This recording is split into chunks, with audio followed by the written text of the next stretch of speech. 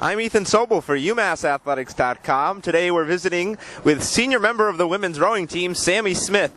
Sammy, your boat's taken second place twice this year in the two meets thus far this season.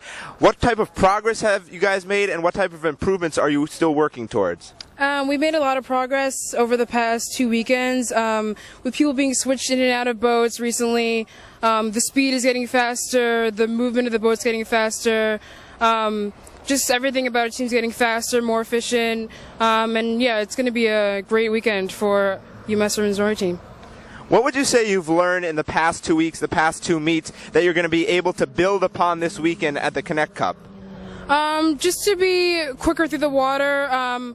Our boat's been rigged pretty heavily, so we've been, just muscling it through down the race course. And yeah, it's all about being way quicker through the water. We've been outstroked for the past couple of races, so it's about bringing up that stroke rating and making sure we make it hard for our opponents to stay with us. Now, this is going to be your first two-day event of the season. Talk a little bit about the strategic alterations that you guys are going to have to make in terms of stamina, preparation, things like that. Just staying in the shade, staying dehydrated.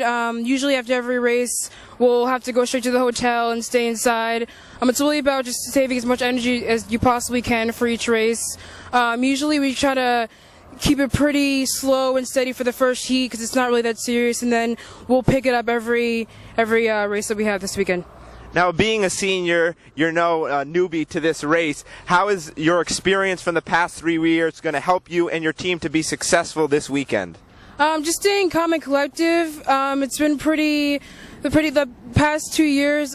We haven't had a great showing at Knecht, and this is by far the fastest boat that I've been in on this team, and I think we're going to have a really great showing this weekend, and I'm really excited.